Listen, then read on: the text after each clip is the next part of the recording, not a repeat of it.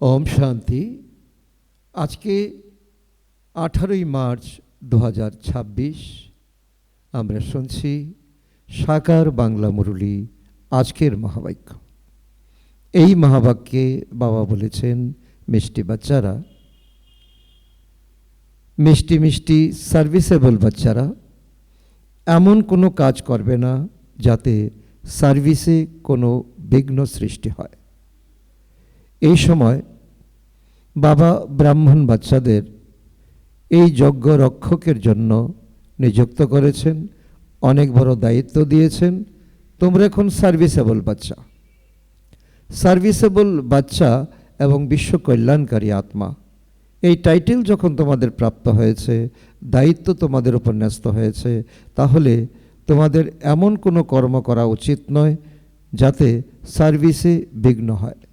কারণ তোমাদের 4টি সাবজেক্টের মধ্যে সার্ভিস একটা মহত্বপূর্ণ সাবজেক্ট।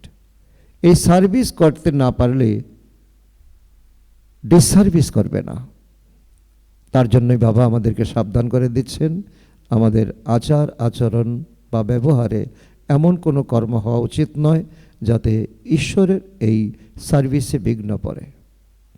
আজকের এই মুরলী থেকে প্রশ্ন, সঙ্গম যুগে বাচ্চারা তোমাদের একেবারে অ্যাকুরেট হতে হবে। অ্যাকুরেট কারা হতে পারবে? বাবা আজকে অ্যাকুরেটের ওপর বাবা অনেক আলোকপাত করেছেন। অ্যাকুরেট তোমরা কারা হতে পারবে? উত্তর, যারা সত্য পিতার সঙ্গে সর্বদা সত্য স্বরূপ থাকে, অন্তরে এক বাইরে অন্যরকম, এমন যেন না হয়। দ্বিতীয়ত, যারা শিব বাবা ব্যতীত অন্য কোনো কথায় যায় না। তৃতীয়ত, প্রতিটি পদক্ষেপ শ্রীমত অনুসারে চলে, কোনো রকম গাফিলতি করে না, তারাই অ্যাকুরেট হয়। এই সময় বাবা আমাদের যেমন সার্ভিসেবল টাইটেল দিচ্ছেন, বিশ্ব কল্যাণকারী টাইটেল দিচ্ছেন, আমাদেরকে বিশেষ ব্রাহ্মণ বানিয়েছেন, যজ্ঞ রক্ষার দায়িত্ব দিয়েছেন, তো বাবা বলছেন তোমাদের অ্যাকুরেট হতে হবে। তো অ্যাকুরেটের 3 নিদর্শন বাবা দিয়েছেন। তোমরা সত্য বাবার সঙ্গে সত্য থাকবে, আর শিব বাবা ব্যতীত অন্য কোনো কথায় তোমরা যাবে না, আর শ্রীমত অনুসারে চলবে, কোনো গাফিলতি তোমরা করবে না। আজকের মুরলী থেকে গীত, শৈশবের দিনগুলি ভুলে যেও না, বচপন কা দিন ভুলা না দেনা, আজ হাসি কাল রোলা না দেনা। ওম শান্তি। মিষ্টি মিষ্টি আত্মারূপী বাচ্চারা গানের 2টি শব্দ শুনে এই দৃঢ় নিশ্চয়তা করেছ না, অসীম জগতের পিতা এখন অসীম সুখের অবিনাশী উত্তরাধিকার প্রদান করছেন। কারণ যখন তোমরা এই জ্ঞান শুনছ, এটা তোমাদের বচপনের দিন, অর্থাৎ তোমরা প্রথম দিনে জেনে গেছো যে ঈশ্বর পরমাত্মা তোমাদের অবিনাশী সুখের বর্ষা দিতে এসেছেন, উত্তরাধিকার দিতে এসেছেন। এমন পিতার সন্তান আমরা হয়েছি, অতএব বাবার শ্রীমত অনুসারে চলতে হবে, না হলে কি হবে?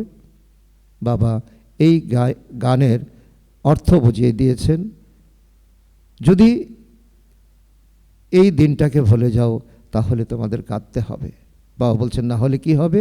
এখনই খুশিতে হেসে বলো আমরা মহারাজা মহারানী হব, আর যদি হাত ছেড়ে দাও তাহলে তো গিয়ে সাধারণ প্রজা হবে। তো কত বড় আমাদের এই সুযোগ হাতছাড়া হয়ে যাবে, আমরা ডিমোটিভেট হয়ে যাব, আমরা ডাউন স্টেয়ারে চলে যাব। স্বর্গতে তো আসতেই হবে, স্বর্গতে তো আসবেই। এমনও নয় যে সবাই স্বর্গে আসবে, যারা শতযুগ ত্রেতায় আসার তারাই আসবে। তো বাবা এও বলছেন যে এখন তোমরা পুরুষার্থ করছো যে শতযুগ ত্রেতায় আসার মতো তোমাদের এখন কোয়ালিটি সম্পন্ন আত্মা বাবা তৈরি করছেন, তোমরাই আসবে। শতযুগ ও ত্রেতা দুটিকে একত্রে স্বর্গ বলা হয়। তবু যারা সর্বপ্রথমে নতুন দুনিয়া আসে তারা বেশি সুখের অনুভূতি করে, বাকি যারা পরে আসবে তারা জ্ঞান প্রাপ্ত করবে না। এই জন্য বাবা বলছে এই জ্ঞানকে নিয়ে তোমরা কত সার্ভিস করছো, তোমরা দেখছো, তোমরা তো জানো না। আর পরমপিতা পরমাত্মাও এখন তিনি বিদেহী, ওনার তো কোনো শরীর নেই। তাই তোমাদের এখন এমন নয় বেছে বেছে বেছে বেছে কাউকে জ্ঞান দেবে, তোমরা ইন জেনারেল জ্ঞান দেবে। যারা আসবে না বাবার হাত ছেড়ে দেবে, তোমরা বুঝে নেবে তারা সত্যতেও আসতে পারবে না, ত্রেতাতেও আসতে পারবে না, তারা তারপরে আসবে। আর তার জন্যই তারা এখন জ্ঞানকে পছন্দ করবে না। জ্ঞান প্রাপ্ত করে যারা শতযুগ ত্রেতায়, তারাই আসবে। বাকিরা আসে রাবণ রাজ্যে অর্থাৎ দাপর যুগে, তারা কম মাত্রায় সুখ প্রাপ্ত করবে। শতযুগ ত্রেতায় অসীম সুখ আছে, তাই না? বাবা এও আমাদের ইঙ্গিত দিচ্ছেন, ইশারা দিচ্ছেন যে এমন পুরুষার্থ করো যাতে তোমরা শতযুগ কিংবা ত্রেতা যুগে আসতে পারো। কারণ দাপর যুগে অল্প কিছু সুখ, তারপর তোমাদের দুঃখী দুঃখ। তাই পুরুষার্থ করে বাবার কাছে অসীম জগতের সুখের অবিনাশী উত্তরাধিকার প্রাপ্ত করা উচিত। এই মহান সুখবর লেখো। বাবা বলছে যে যখন তোমরা সার্ভিস করবে তো এই মহান সুখবরটিকে লেখো। কার্ড ইত্যাদি যা প্রিন্ট করো তাতেও এই লেখা উচিত। কি লেখা উচিত? উচ্চ থেকে উঁচু অসীম জগতের পিতা প্রদত্ত সুখবর।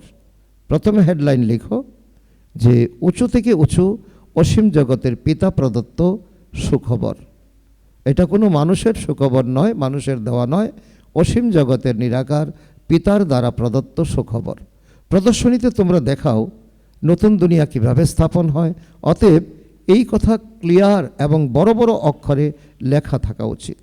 কারণ মানুষের সামনে যখন যাবে তো তোমাদের তো এখন এই ঈশ্বরীয় পরামর্শটাই তোমাদের একমাত্র পুঁজি। বাবা তোমাদেরকে গাইড করে চালাচ্ছেন। আর তাই বাবা বলছেন যে ঈশ্বরীয় অসীম জগতের পিতা প্রদত্ত সুখবর বড় বড় অক্ষরে তা লেখো। অসীম জগতের পিতা জ্ঞানের সাগর, পতিত পাবন, সদ্গতিদাতা। গীতার ভগবান হলেন শিব। তিনি কিভাবে ব্রহ্মা কুমার কুমারীদের দ্বারা পুনরায় কলিযুগী সম্পূর্ণ বিকারী ভ্রষ্টাচারী পতিত দুনিয়াকে শতযোগী সম্পূর্ণ নির্বিকারী পবিত্র শ্রেষ্ঠচারী দুনিয়া বানাচ্ছেন, এই সুখবর এসে শোনো অথবা এসে বুঝে নাও। তো ঈশ্বর প্রদত্ত সুখবর কোনটা?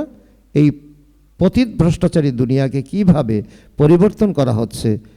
তো এখন শ্রেষ্ঠচারী দুনিয়ায় এখন কি করে নর থেকে নারায়ণ হবে, নারী থেকে লক্ষ্মী হবে। তো এই কথা এখন এসে বুঝো নতুবা শোনো। গভর্নমেন্টের কাছেও তোমরা এই প্রতিজ্ঞাবদ্ধ আছো যে আমরা ভারতে পুনরায় শতযোগী শ্রেষ্টাচার 100% পবিত্রতা সুখ শান্তির দিব্য স্বরাজ্য কীভাবে স্থাপন করছি এবং এই বিকারে দুনিয়া বিনাশ কিভাবে হবে সেসব এসে বুঝে নাও। তো শুধু সাধারণ জনতাকে নয়, গভর্নমেন্টকেও তোমরা এখন চিঠি দাও, গভর্নমেন্টকেও তোমরা এই সুখবর দাও এবং দিচ্ছ। অনেক বড় চ্যালেঞ্জ নিয়ে তোমরা এখন এগিয়ে যাচ্ছ।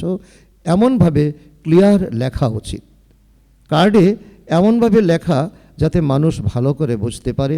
প্রজাপিতা ব্রহ্মা কুমার কুমারীরা কল্পপূর্বের মতো ড্রামা প্ল্যান অনুযায়ী পরমপিতা পরমাত্মা শিবের শ্রীমত অনুসারে সহজ রাজযোগ এবং পবিত্রতার শক্তির দ্বারা নিজের তন মন ধন দিয়ে ভারতকে এমন শ্রেষ্ঠচারী পবিত্র করছে কিভাবে, তো এসে এ কথা বুঝে নাও।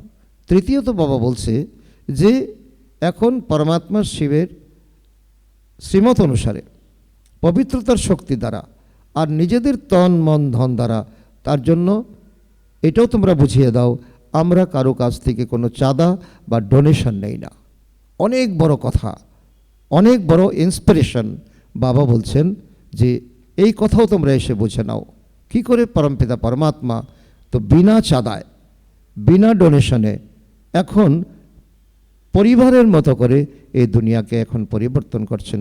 ক্লিয়ার করে কার্ডে ছাপানো উচিত যাতে সবাই বুঝতে পারে। এই বিকেরা শিব বাবার মতানুযায়ী রামরাজ্য স্থাপন করছে।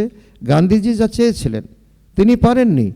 এখন ঈশ্বর পরমপিতা পরমাত্মা এসে সাধারণ বাচ্চাদেরকে এখন নিজের করে দত্তক নিয়ে এখন তাদেরকে দিয়ে এই পরম কার্য করাচ্ছেন।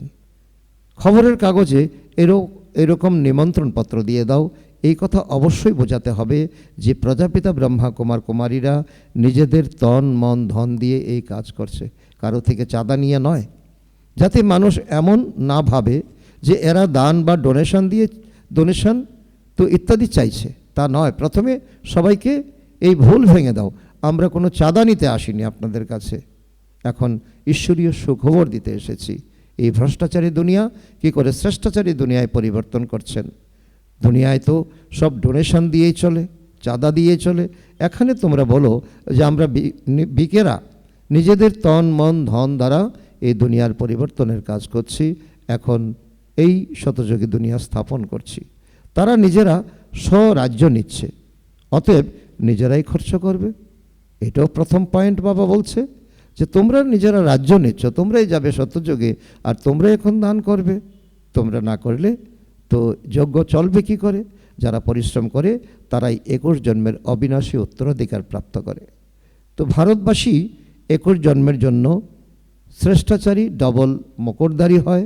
এই লক্ষ্মীনারায়ণ হলেন ডবল মুকুটধারী, তাই না? এক পবিত্রতার, এক হচ্ছে দায়িত্বের। 2 মুকুটের অধিকারী। এখন তো কোনো মুকুট নেই, এখন পঞ্চায়েতি রাজ্য চলছে। অতএব এই কথাটি ভালোভাবে বোঝানো হয়। বাবা বোঝান এমন করে লেখো যাতে অজ্ঞানী মানুষ জানতে পারে যে বিকেরা কি কাজ করছে। ধনীদের আওয়াজ হলে তবে গরিবদের কথা শোনা হবে। সেই জন্য বাবা বলছে তোমরা তো এই চারিদিকে এই খবর পৌঁছে দাও, গভর্নমেন্টকে দাও, আর ধনীদের যদি একটু আওয়াজ ওঠে তবে গরিবদের কথা শোনা হবে। না হলে তো গরিবদের কথা কেউ শোনে না, ধনীদের আওয়াজ শোনা হয়। তোমরা প্রমাণ করে বলো যে আমরা বিশেষভাবে ভারতকে স্বর্গে পরিণত করি। বাকি সবাইকে শান্তিদাম পাঠিয়ে দেওয়া হবে, এমন করেই বোঝানো হবে। ভারত 5000 বছর পূর্বে এমন স্বর্গ ছিল, এখন তো হয়েছে কলিযুগ। ওই যুগ তো সত্যযুগ ছিল। আমরাই ছিলাম গতকাল, আজকে আমরা কলিযুগে, আগামীকাল আমরা শতযুগে যাব। এমনভাবেই তো এই সাধারণ মানুষের কাছে এই অমূল্য জ্ঞান পরিবেশন করো। এখন বলো শতযুগে কতজন মানুষ ছিল, এখন কলিযুগের শেষ সময়। এই হলো সেই মহাভারতের মহাভারী লড়াই। অন্য কোনো সময়ে এমন লড়াই তো এমন কঠিন লড়াই লাগেইনি। তো এই 3rd ওয়ার শেষে হয়েছে, ট্রায়াল করা হচ্ছে। বা বলছে কি এটা এখন তৃতীয় বিশ্বযুদ্ধের সময়। এখন তো অটোমেটিক বোম বানানো হয়, কারো কথা শোনা হয় না। তারা বলে যে বোমা তৈরি করা হচ্ছে, কি এগুলা সেসব সমুদ্রে ঢেলে দাও, তাহলে আমরাও আর বানাবো না। যদি কাউকে বোমা করা বন্ধ করার কথা বলা হয়, তাহলে বলছে যে তোমরা আগে সমুদ্রে ফেলে দাও, তাহলে আমরাও বানাবো না। তোমরা রাখবে আর আমরা বানাবো না, তা কি করা হয়? কিন্তু তোমরা বাচ্চারা জানো এই সব হলো ভবিতব্য, এটা হওয়ারই আছে। দুনিয়া বিনাশপ্রাপ্ত হবে আর তার জন্য বোম তৈরি হবে না, তা হতেই পারে না। যতই বোঝাও বুঝবে না। বিনাশ না হলে রাজত্ব করবে কিভাবে? বাচ্চারা তোমাদের দৃঢ় নিশ্চয় তো আছে, তাই না? যারা সংশয় বুদ্ধি তারা পলাতক হয়ে যায়, বাবার হাত ছেড়ে চলে যায়। শ্রীমত প্রমাণ তারা চলে না, বাবার সন্তান হয়ে পলাতক হবে না। তোমাদের তো স্মরণ এক বাবাকে করতে হবে, স্মরণ করতে হবে শিব বাবাকে। অন্য কোনো কথায় কী লাভ? এই দুনিয়ার কথার মধ্যে কোনো লাভালাভ নেই, একমাত্র বাবার কথার মধ্যেই যুক্তি আছে, শক্তি আছে। সত্য পিতার সঙ্গে সত্যস্বরূপ হয়ে থাকতে হবে। অন্তরে এক, বাইরে আরেক হয়ে থাকলে নিজের পদভ্রষ্ট করবে, নিজেরই ক্ষতি করবে। কল্পান্তরের জন্য কখনো উঁচু পদ মর্যাদা প্রাপ্ত করতে পারবে না। তাই এই সময় খুব সঠিক হতে হবে, কোনো রকম গাফিলতি করবে না। যতখানি সম্ভব শ্রীমত অনুযায়ী থাকতে হবে। নিরন্তর স্মরণে তো শেষে থাকবে। এখন বাবা বলছে তোমরা তো দীর্ঘ সময় ধরে তোমরা যদি এখন এই প্র্যাকটিস করো তো অন্তিম সময়ে তোমরা স্মরণে থাকতে পারবে। আর এক বাবা, দ্বিতীয় কেউ নয়। একমাত্র বাবা ব্যতীত অন্য কেউ যেন স্মরণে না থাকে। বলাও হয় না অন্তিমকালে যে স্ত্রীকে স্মরণ করে, যার প্রতি মোহ থাকবে তার কথাই স্মরণে থাকবে। ভবিষ্যতে তোমরা যত কাছে আসতে থাকবে সাক্ষাৎকার হতে থাকবে। বাবা সবাইকে দেখাবেন তোমরা এমন কাজ করেছো। শুরুতেও তোমরা সাক্ষাৎকার করেছো। যারা দণ্ড ভোগ করেছে তারা খুব আর্তনাদ করেছে। বাবা বলেন তোমাদের দেখাবার জন্য এদের 100 গুণ দণ্ড বা সাজা কেটে দেওয়া হয়েছে। তার জন্য বাবাও বলেন যে প্রথমে যে সাক্ষাৎকার হয়েছিল তো বাবা প্র্যাকটিক্যাল সকলকে দেখিয়েছেন, অনুভব করিয়েছেন এবং এটাও বুঝিয়েছেন যে তোমরাও এই শ্রীমত অনুযায়ী চলতে হবে। সুতরাং এমন কোনো কাজ করবে না যাতে বাবার সার্ভিসে বিঘ্ন সৃষ্টি হয়। শেষে তোমাদের সব সাক্ষাৎকার হবে। সেই জন্য বাবা এখন বলছেন আরও কিছু সময় এখন বরাদ্দ করা হয়েছে পুরুষার্থের জন্য, কিন্তু এখন গাফিলতি করলে চলবে না। এক বাবাকে ছাড়া অন্য কাউকে দেখা চলবে না। আর বাবা বলছেন এমনভাবে বাবার সার্ভিসে তোমরা বিঘ্ন সৃষ্টি করে অনেক ক্ষতি করেছ। তো আসুরি সম্প্রদায়, তাই না? তো প্রথম তো অনেক বিঘ্ন পড়েছে। তো বাবা অনেকবার আমাদেরকে তো এই স্মৃতি দিয়েছেন যে দেখো যারা করেছে তাদের পাপ ডবল থেকে তো অনেক গুণ বৃদ্ধি পেয়েছে। তাদের পাপ অনেক বৃদ্ধি পেয়েছে, আর যে পাপ বৃদ্ধি পেয়েছে তারা তা সহ্য করতে পারবে না। যারা বিঘ্ন করেছে তারা অনেক দণ্ড ভোগ করবে যা আত্মা সইতে পারবে না। শিব বাবার বিশাল দরবার আছে, রাইট হ্যান্ডে ধর্মরাজও আছেন। ওই হলো সব দৈহিক জগতের সাজা। এখানে তো 21 জন্মের ক্ষতি হয়ে যায়, পদভ্রষ্ট হয়ে যায়।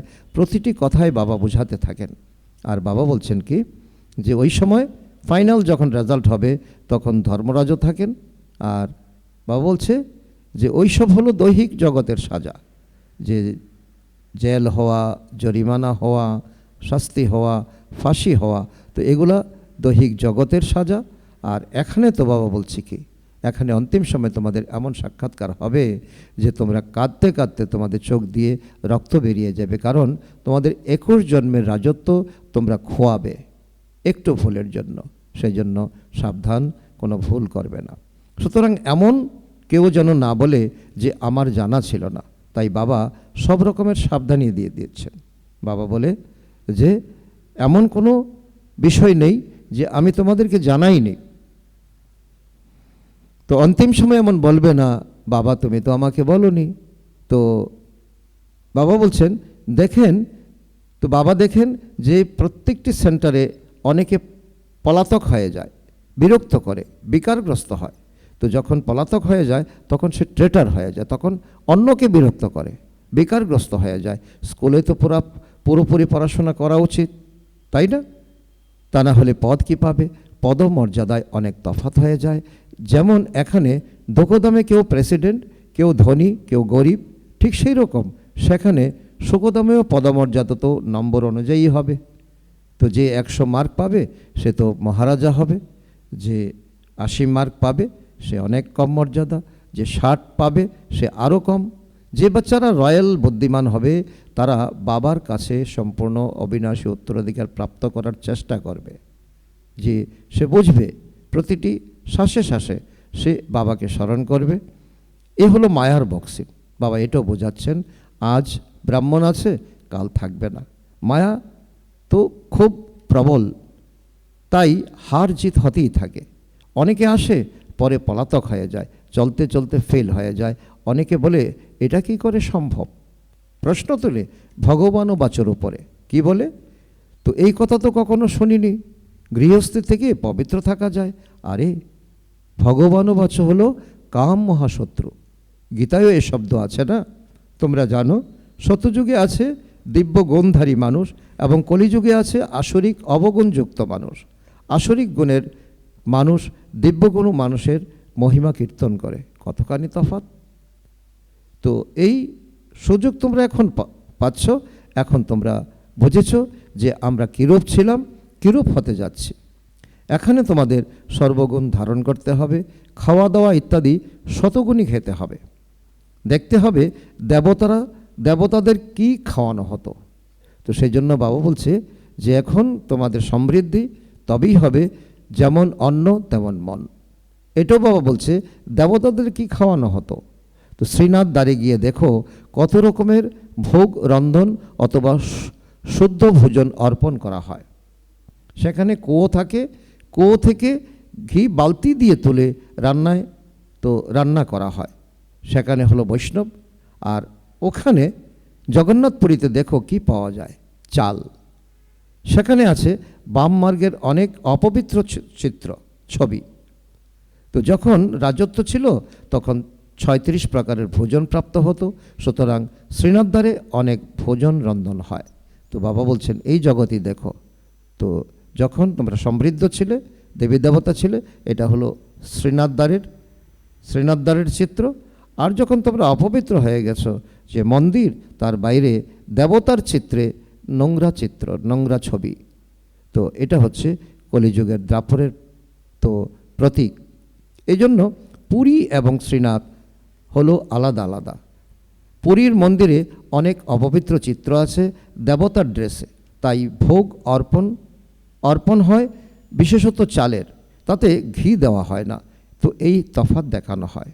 শ্রীনাথ দ্বারে হয় শতযুগের বৈশিষ্ট্য বাবা বলেছেন, আর জগন্নাথপুরীতে দেখানো হয় দাপর কলিযুগের বৈশিষ্ট্য। ভারত কি ছিল, তারপর কি হয়েছে, এখন তো দেখো কি অবস্থা। পুরোপুরি অন্যটুকুও মেলে না। তাদের প্ল্যান এবং শিব বাবার প্ল্যানে রাত দিনের পার্থক্য আছে। তাদের সব প্ল্যান মাটিতে মিশে যাবে। আসন্ন এই যে এখন ক্যালামিটিস হতে যাচ্ছে এবং দুনিয়া পরিবর্তন হতে যাচ্ছে, তো বাবা বলছে এই গভর্নমেন্টের সব প্ল্যান মাটিতে মিশে যাবে। ন্যাচারাল ক্যালামিটিস হবে, আনাজপত্র কিছু পাওয়া যাবে না, কোথাও অতিবৃষ্টি হয়, কোথাও অনাবৃষ্টি, খুব ক্ষতি হয়। এই সময় তত্ত্ব হলো তমপ্রধান, ফলে বৃষ্টিপাতের কোনো নির্দিষ্ট সময় নেই। ঝড় তুফান সবই তমপ্রধান। সূর্যের তাপও এত বেশি যে আর বলবে না। নেই ন্যাচারাল ক্যালামিটিস ড্রামাতে পূর্ব নির্দিষ্ট আছে, তাদের হলো বিনাশকালে বিপরীত বুদ্ধি। আর একদিকে ন্যাচারাল ক্যালামিটিস, একদিকে তো বোমের উৎপাত, বোমবাজি হবে। তোমাদের হলো বাবার সঙ্গে প্রীত বুদ্ধি। সেই জন্য বাবা বলছে বিনাশকালে তাদের হলো বিপরীত বুদ্ধি, তোমাদের হলো প্রীত বুদ্ধি। অজ্ঞানকালে সৎ সন্তানদের উপরে তো মা বাবার ভালোবাসা থাকে, তাই বাবা বলেন নম্বর অনুযায়ী পুরুষার্থ অনুসারে স্মরণ স্নেহ, যত সার্ভিস করবে সেবা তো করতে হবে, তাই না? তো সেই জন্য বাবা বলছে এখন যারা করবে তারাই পাবে। আর তার জন্য বাবা বলছে যারা এখন দিল লাগিয়ে তন মন ধন দিয়ে যারা এই যজ্ঞ সার্ভিস করবে, তো তাদেরই এখন বাবা স্মরণ করছেন, বাবা স্মরণ সমন জানাচ্ছেন। বিশেষতভাবে ভারতের সাধারণভাবে দুনিয়া, ভারতকে স্বর্গ বানাতে হবে না, বাকি সবাইকে পাঠিয়ে দেওয়া হবে শান্তিধামে। ভারতকে স্বর্গের উত্তরাধিকার প্রদান করা হয়, বাকিরা সবাই মুক্তির উত্তরাধিকার প্রাপ্ত করে, সবাই চলে যাবে। বাবা বলছে যারা পুরুষার্থ করবে না, জ্ঞানকে বুঝবে না, তারা থাকবে পরমধামে, বসে বসে থাকবে। আর তোমাদের জীবন মুক্তি হবে সত্যযুগে। আর্তনাদের পর জয় জয়কার হবে, অনেক হাহাকার হবে। এই খেলাটি হলো রক্তরঞ্জিত খেলা। তাই বাবা এটাও বলছে যে এই যে আগামী দিনের খেলা, সেই খেলাতে অনেক লোকক্ষয় হবে, অনেক রক্তের নদী বইবে, খুন নাহে খেল হবে, ন্যাচারাল ক্যালামিটিজও আসবে, মৃত্যু তো সবারই হবে, এটাও বাবা বলছেন। তো মৃত্যুর উপর বিজয় প্রাপ্ত করার জন্য এখন তোমাদের সেই মনোবল চাই। বাবা বাচ্চাদের বোঝান পুরোপুরি পুরুষার্থ করো, বাবার সঙ্গে সর্বদা আজ্ঞাকারী সৎ হতে হবে, সার্ভিসেবল হতে হবে। যারা কল্পপূর্বে যেমন সেবা করেছে তাদের সাক্ষাৎকার হবে, তোমরা সাক্ষী হয়ে দেখতে থাকবে। তোমরা এখন সদর্শন চক্রধারী হয়েছ, সর্বদা বুদ্ধিতে সদর্শন চক্র আবর্তিত হওয়া উচিত। আমরা 84 বার এমন জন্ম গ্রহণ করেছি, এখন আমরা ঘরে ফিরে যাই। বাবা যেন স্মরণে থাকে, ঘর অর্থাৎ পরমধাম স্মরণে থাকে, শতযুগ যেন স্মরণে থাকে। 3 কথা বাবা বলছেন, বাবা, পরমধাম আর শতযুগ। সারাদিন বুদ্ধিতে এই চিন্তন করতে থাকবে। এখন আমরা বিশ্বের রাজকুমার হব, আমরা শ্রীলক্ষ্মী বা শ্রীনারায়ণ হব। নেশায় বৃদ্ধি হওয়া উচিত, বাবার নেশা থাকে। বাবা ব্রহ্মা বাবা বৃদ্ধ বয়সও তো বাবা জ্ঞানের নেশায় চোর হয়ে থাকতেন। বাবা রোজ দিন এই লক্ষ্মীনারায়ণের চিত্র দেখেন, অন্তরে নেশা থাকে, তাই না? তো বাবা পকেটেও রাখতেন। লক্ষ্মীনারায়ণ, আমি তো এমন হতে চলেছি। তো খুশির পারাবার ছিল না। আমরা আগামীকাল গিয়ে এমন শ্রীকৃষ্ণ স্বরূপ ধারণ করব, তারপর স্বয়ংবরের পরে তো শ্রী নারায়ণ হব, ততোত্তম তোমরাও হবে।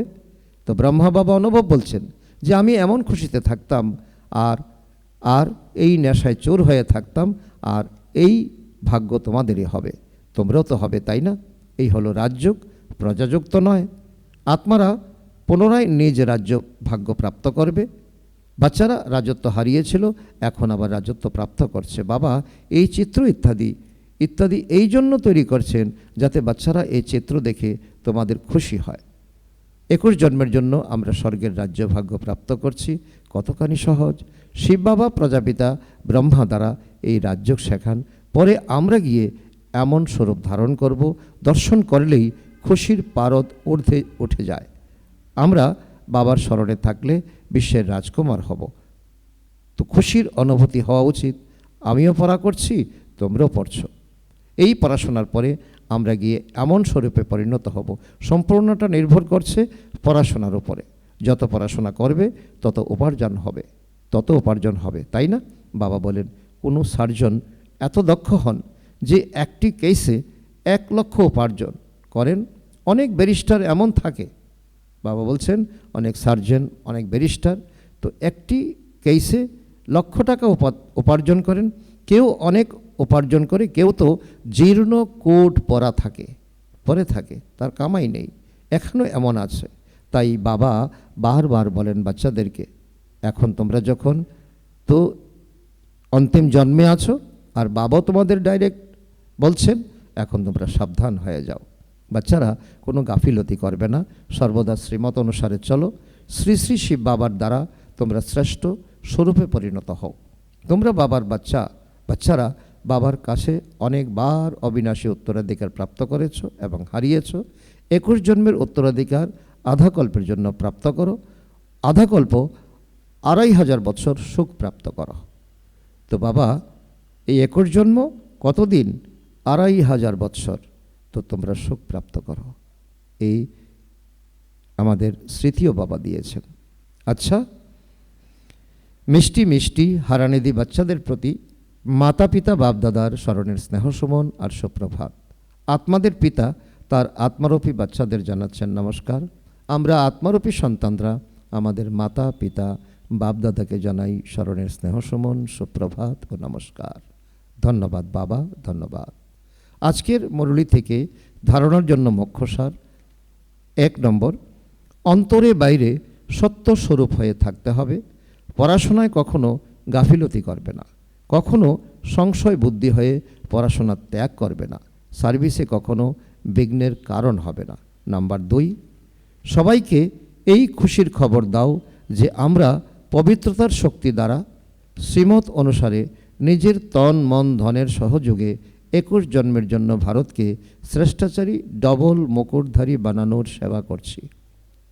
আজকে বাপদাদার মধুর বরদান আমাদের বাচ্চাদের প্রতি, সর্বদা পুণ্যের খাতা জমা করা এবং করানো মাস্টার শিক্ষক ভব। সর্বদা পুণ্যের খাতা জমা করা এবং করানো মাস্টার শিক্ষক ভব। আমরা হলাম মাস্টার শিক্ষক। মাস্টার বললে সতই বাবার কথা মনে পড়ে, যিনি তৈরি করেছেন তার কথা মনে পড়লে আমি নিমিত্ত, এই স্মৃতি সতই চলে আসে। বিশেষ স্মৃতি থাকুক যে আমরা পুণ্য আত্মা, পুণ্যের খাতা জমা করা এবং করানো এটাই হলো বিশেষ সেবা। পুণ্য আত্মা কখনো পাপের 1% সংকল্প মাত্র করতে পারে না। মাস্টার শিক্ষক মানে সর্বদা পুণ্যের খাতা জমা করা এবং করানোর অধিকারী বাবার সমান। স্লোগান, সংগঠনের মহত্বকে যারা জানে তারা সংগঠনের মধ্যেই নিজেকে সেফটি অনুভব করে। সংগঠনের মহত্বকে যারা জানে তারা সংগঠনের মধ্যেই নিজেকে সেফটি অনুভব করে। আজকের অব্যক্ত ইশারা নিশ্চয়ের ফাউন্ডেশনকে মজবুত করে সদা নির্ভয় আর নিশ্চিন্ত থাকো। এর অন্তর্গত বাবা বলেছেন, যে যত নিশ্চয় বুদ্ধি হবে সে ততই সব বিষয়ে বিজয়ী হবে। নিশ্চয় বুদ্ধির কখনো হার হয় না। যদি হার হয় তাহলে বুঝতে হবে নিশ্চয়ের অভাব রয়েছে। নিশ্চয় বুদ্ধি বিজয়ী রত্নদের মধ্যে আমরাও একজন রত্ন নিজেকে এভাবে বোঝাতে হবে। কোনো বিঘ্ন আসলে সেটাকে পরীক্ষা মনে করে পাশ করতে হবে। বিষয়ের দিকে না তাকিয়ে সেটিকে পরীক্ষা মনে করে উত্তীর্ণ হতে হবে। আচ্ছা, ওম শান্তি।